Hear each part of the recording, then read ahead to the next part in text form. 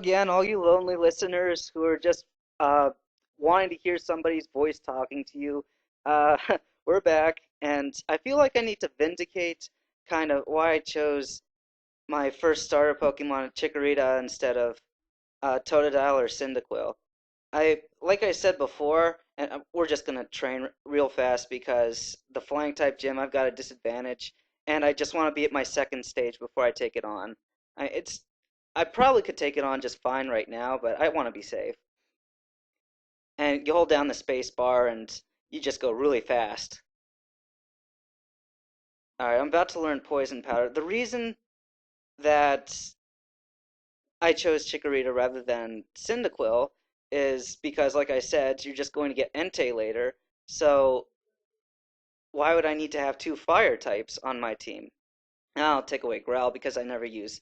Why do I need it when I have Reflect? The enemy won't be able to hurt me with physical attacks that bad. Let's see. Okay, Bellsprout. And I don't need to have Totodile because I'm going to be running into this Red Gyarados later, or Suicune, or if I got somebody to trade with me in real life, then I could probably just get myself a Kingdra. And then, of course, there's the Lapras underground in the cave, and you could always get a Poliwrath, and you could get a Starmie if you fished it up. There's all these great water-type Pokemon in this game, so you really don't need a water-type starter. I will say this about Feraligatr, however. He is a really good Pokemon to have for physical attacks. You don't see a lot of physical water types, so Feraligatr is the exception to the rule, and I really like these exceptions. Like, for instance, Ampharos, who you get later on in the game if you want to. Ampharos, most electric types tend to have crap defense, and darn it, come on, stop running into Weedles. There we go. They have crap defense and they've got crap hit points. They're good for speed and they're good for electrical attacks. Now Ampharos is the opposite way around. He has sucky speed, but he has amazingly high hit points. So he's like kind of the outcast to his own group. And it's the same with Feraligatr. He's got really decent attack power, but not so great a special attack power. But if you ever need a physical water attacker, he's your guy to count on. So, and he's kind of like Sceptile also. Uh, like in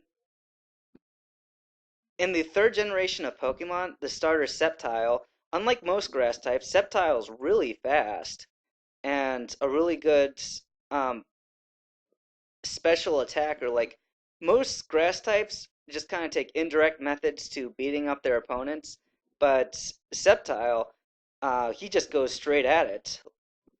Okay, sweet, Chikorita's evolving. Excellent. So I got my first Class 2 Pokemon of the game, the second tier Bayleef. And like I said, I don't think evolution is the appropriate word for them. These are growth spurts, guys. Because, like I said, and again, this is the first game that brings this up. In the Pokemon daycare, you breed Pokemon, you get eggs. All the Pokemon you get, they are always at the first stage of their growth. I mean, that's like saying, well, if Pokemon evolved, that's like saying humans evolved from apes, so every time two humans breed, they should get a monkey as their an ape as their child. Like, and yes, some children act like apes, but not all.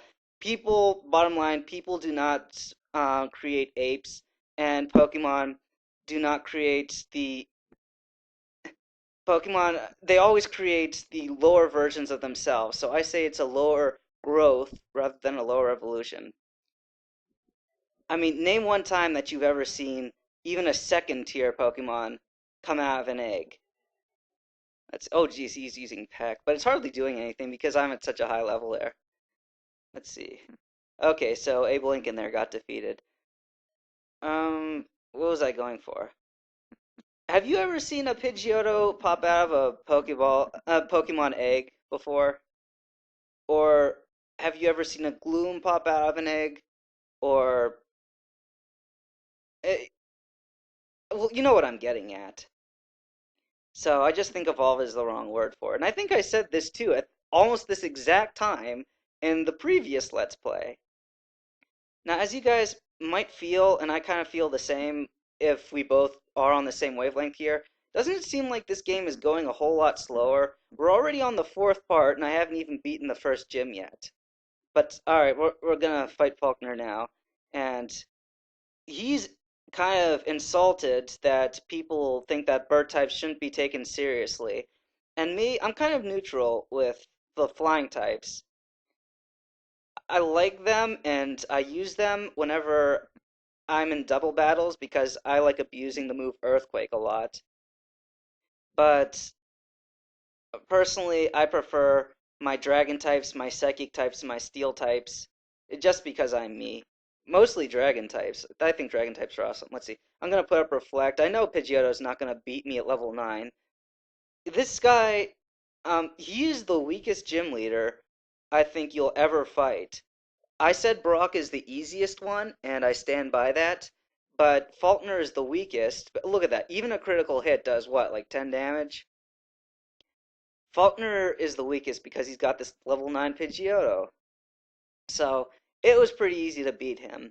And you guys are going to notice that the Pokemon, by the time you get to the Pokemon League, unless you do what I do and abuse the legendary Pokemon in this game, that you can use in Battle Tower, of course, unless you do that, you're going to have the lowest level Pokemon that you'll ever be using to fight the Pokemon League. And that's because, and this is another cool thing about this game, there are two worlds in this game. You've got the Johto region and you've got the Kanto region. So, alright, come on, quit talking. Okay, so, by the way, he gives you Mud Slap. This is a brilliant move to have. It's like a step up from Sand Attack. And it'll help you tremendously. Oh, I got a phone call.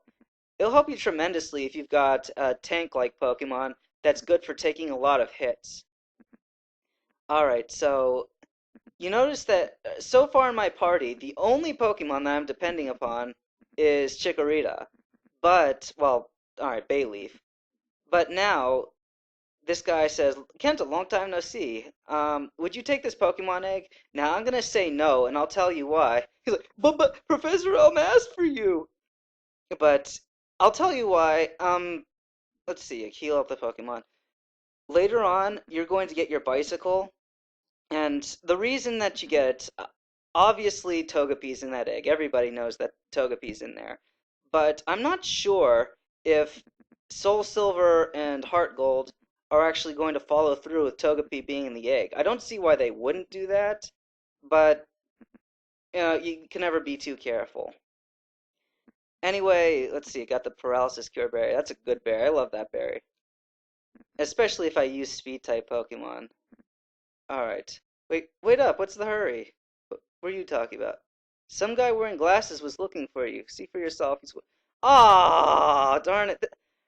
Okay, so apparently I have to get the egg. But you get a bicycle later on.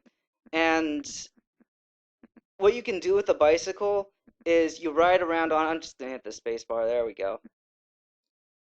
You ride the bike, and the egg hatching process speeds up a lot. And if you're like me and you're crazy about which ability you want your newborn Togepi to have... Let's see here. I'm going to go this way just for a little side shortcut. I want Togepi to have, because Togepi can have two moves. It can have Serene Grace, oops, wrong way. And it can have, I think, Hustle or something like that.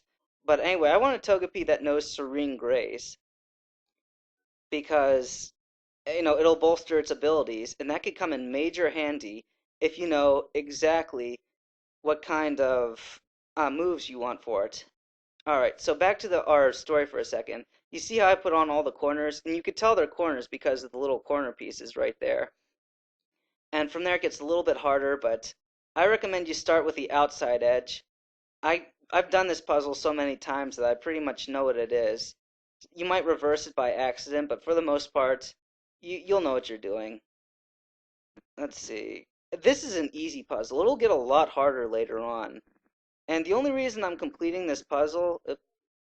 I gotta put it down there. Oh, well, maybe I don't. Never mind. The only reason I'm completing this puzzle is because of the unknowns. And in the next part, you'll see exactly what I'm talking about. So until next time, catch you later.